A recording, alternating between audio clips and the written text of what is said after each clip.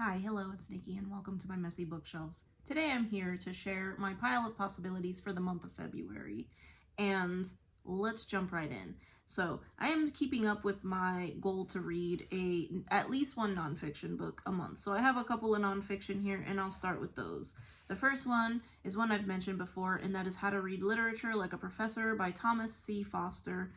And I'm interested in this one because I would like to develop better reading skills, gleaning more meaning from what I am reading, because I read a ton, but I was not a literature student, so I would like to delve deeper into that. And I'm looking forward to this because I have heard that it is not a dry how-to book, but that it's supposedly somewhat entertaining and that he's a funny guy, so I'm really looking forward to this one. So I believe this is the one that I am going to pick up this month. Obviously, I always pick up other things too, but and the next one is 80/20 Running, and this one is one of the newer books that I had picked up, and this is solely because I am training with some coworkers of mine for a race, possibly, in the spring. So, it's not that long, but there's a lot of charts and things in here, so I don't know how easy of a read it will be, so I am leaning more towards this one, though I am planning on dipping in and out of this one until race day, if race day happens, but we're not gonna say if, we're gonna say when. And then moving on to the classics, so I'm still deep in the clutches of Moby Dick right now, so I wanted to pick some things that were either shorter and or lighter or different than Moby Dick. So the first one I have is a very short book, and who doesn't know The Great Gatsby by F. Scott Fitzgerald. This one is about high society in 1920s New York and unrequited love, if I'm not mistaken. So I don't know why I've never read this, but it is a very short read, and it is vastly different than Moby Dick, which I am reading currently. So that is one choice that I'm kind of leaning towards. Another one is not one that is too short, but it's not very long in the grand scheme of things. And this is Gulliver's Travels by Jonathan Swift, and one I'm honestly surprised that I haven't read, because we know that I love adventure and traveling and sea voyages and things like that. So this one is about a guy who gets shipwrecked, and I believe he visits some very fantastic and unbelievable islands. So surprised I haven't read it yet, but I am interested in reading this, if not this month, then in the near future. So it is a possibility for this month. I keep picking it up and thinking I might dive in, but with sea voyages and things, I feel like it might be too similar to Moby Dick. Moving along, we have The Age of Innocence by Edith Wharton, and that is the only one in this collection of 3 that I have not read yet. And her writing is very readable, so very fast-paced for what it is, and I believe it's about another young woman in high society in New York in the late 1800s, early 1900s, and there's always some sort of scandalous stuff going on. I have a standalone copy of that, and I will probably read from that one. I just really like this book. I just find it so pretty. But yeah, The Age of Innocence. Not too sure like what specifically it's about, because obviously most of her books are high society in New York. So moving on. So you will sense a theme here.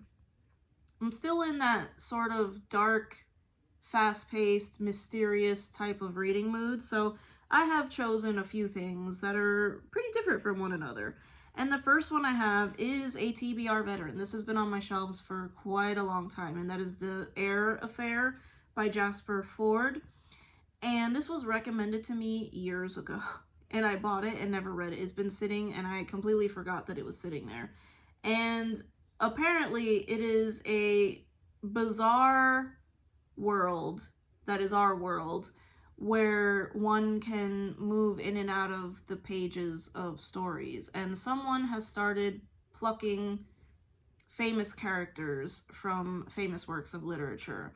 And I believe Jane Eyre is the one that goes missing and starts off this whole book. So it sounds very intriguing, very interesting, which is why I bought it in the first place and then forgot about it. So possibility for this month.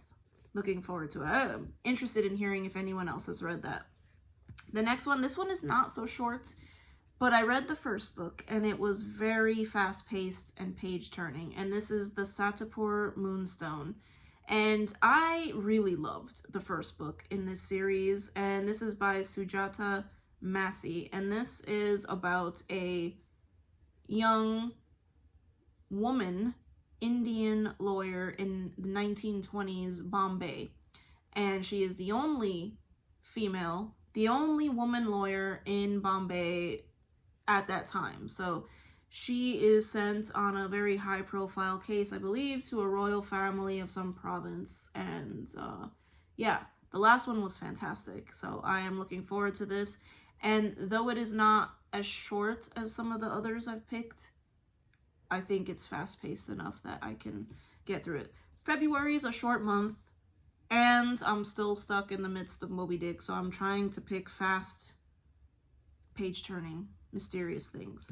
And then we have A Wizard's Guide to Defensive Baking, which I have mentioned a couple of times, but I would like to get to it, and it is one that my son gave me for Christmas, and one I've wanted to read for a long time. I love T. Kingfisher, and I haven't disliked anything yet. So this is about a young girl who lives and works with her aunt who owns a bakery.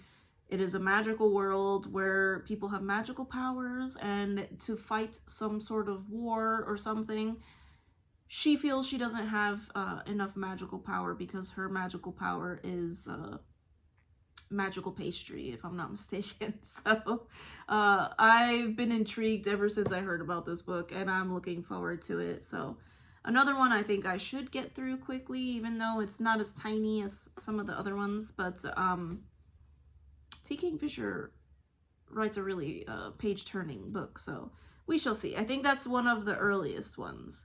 The next one is another TBR veteran, and this is Mexican Gothic by Silvia Moreno Garcia, and this one is a spin-off of a Gothic novel set in a manor house in Mexico. So I remember a lot of people talking about this several years ago, and that's when I bought this book, so it's been sitting there for a long time. But yeah, I'm feeling the Gothic vibes right now. So it says it's a classic Gothic mystery set in Mexico, but the difference is that the heroine is very spunky, which I kind of disagree with. I feel like a lot of Gothic novels have spunky heroines, but maybe that's just me. And then the last two books I have on in my pile are new books. So I did break my book buying ban because we had to go purchase some of the Boxcar Children books for my daughter, and she had a gift card to spend. And we tried the used bookstore where I did purchase something, and then we had to go to Barnes & Noble where she had a gift card. So I did purchase, I think, 3 books last week, so broke my book buying ban, but I did not go crazy.